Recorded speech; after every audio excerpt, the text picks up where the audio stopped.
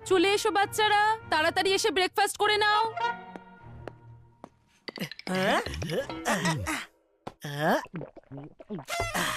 Mummy, তুমি দুধে chocolate powder কেন মেশাওনি?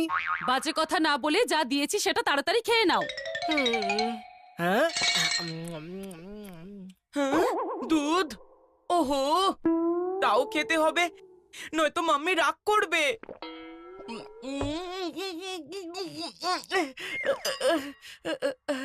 না, আর খেতে পারবো না, কিছু তো একটা করতেই হবে।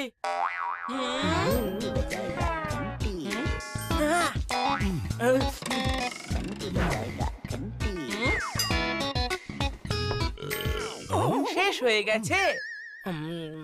হ্যাঁ? হ্যাঁ? মাম্মি, বান্টি সব দুধ আমার গ্লাসে ঢেলে দিয়েছে। মাম্মি, চিকু মিথ্যে কথা বলছে, এক্ষুনি সবকিছু পরিষ্কার হয়ে যাবে। পাপা, এই দেখো, আমার দুধের গোফ রয়েছে। ও একদম সত্যি কথা বলছে না, ডাহা মিথ্যে বলছে। এইবার এই দুধ তুই খা। হ্যাঁ?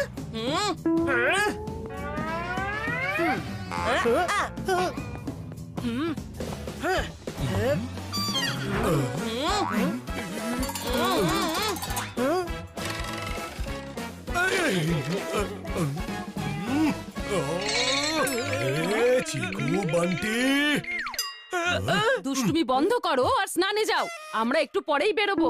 কোথায় যাব মাম্মি? আরে এত প্রশ্ন করা বন্ধ করো আর তাড়াতাড়ি তৈরি হয়ে নাও, আমাদের দেরি হয়ে যাচ্ছে।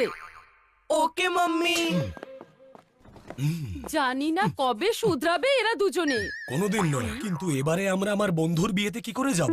এদের যদি নিয়ে যাও না, এই দুই মহারথী মিলে তোমার বন্ধুর বিয়ে বাড়িকে নিজেদের যুদ্ধক্ষেত্র বানিয়ে তুলবে। আর এদের দুজনকে যদি ওদের ঠাম্মি বা দিদার বাড়িতে রেখে আসি না, তাহলে ওরা গোটা বাড়িটা লন্ডভন্ড করে দেবে।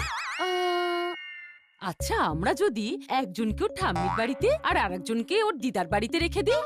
বাবা বাবা মেঘা, আজ তো তোমার মাথা থেকে একটা দারুণ বুদ্ধির উদয় হয়েছে, উদয়। এমনি এমনি সবাই আমাকে মেঘা বাত্রা বলে না। বান্টি, তুই চিটিং করেছিস। যেন তুই তো কিছু করিসনি।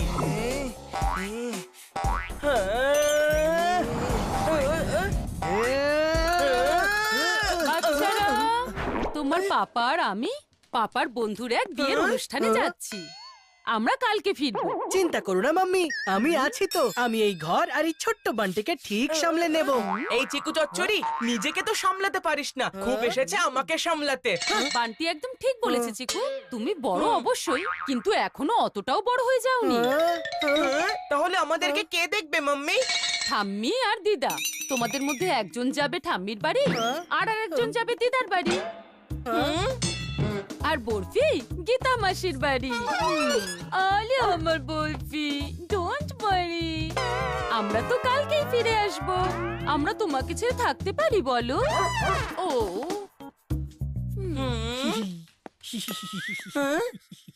এতে এত খুশি হওয়ার কি হয়েছে? ছোটু, তুই কি ভুলে গেছিস? আগের বার যখন আমরা ঠাম্মির বাড়ি গিয়েছিলাম, তখন আমরা আইসক্রিমের টাওয়ার খেয়েছিলাম।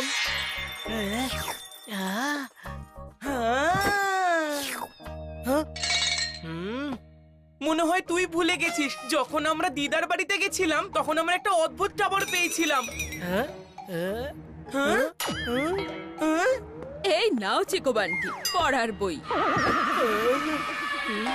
কিন্তু আমি তো যাব ঠাম্মির বাড়িতে, তুই নিজের ব্যাপারটা দেখে নে। কারেক্ট, আমি দিদার বাড়ি যাব, বুঝলি? আরে যা যা, সে দেখা যাবে। পাপা দেখো, পাপা আমি দাদু ঠাম্মির পেন্টিং বানিয়েছি। কিন্তু সোনা, এতে দাদুকে আর ঠাম্মিকে। ওফ ও পাপা, যার নেই গোফ আর দাড়ি, ঠাম্মি হবার কথা তারই। বাহ সোনা, তোমার নাম তো বান্টি দা ভিঞ্চি হওয়া উচিত। পাপা, তুমি আমাকে ঠাম্মির বাড়ি পৌঁছে দিও, আমি না দাদু ঠাম্মিকে নিজে থেকে এই পেন্টিংটা দিতে চাই। ঠিক আছে, অবশ্যই, কিন্তু আমি এটা জানি যে তারাও এই পেন্টিংটা বুঝতে পারবেন না। মানে বলছিলাম যে পছন্দ হবে, পছন্দ হবে। আমি গিয়ে একটু প্যাকিংটা করে নি, তারপরে যাব ঠাম্মির বাড়ি। পাপা, কি হয়েছে? দেখো পাপা, আমি লাইব্রেরি থেকে ঠাম্মির জন্য লেটেস্ট থ্রিলার নোবেল নিয়ে এসেছি। তুমি আমাকে ঠাম্মির বাড়িতে ড্রপ করে দিও, এই নভেলটা আমি ওনার সাথেই পড়তে চাই। ওকে চিকু, কিন্তু তুমি এখন এখান থেকে যাও আর আমাকে আমার কাজ করতে দাও, আমি পরে দেখছি। পাপা তো চিকুকেও হ্যাঁ বলে দিল, এখন মাম্মিকেই মানাতে হবে।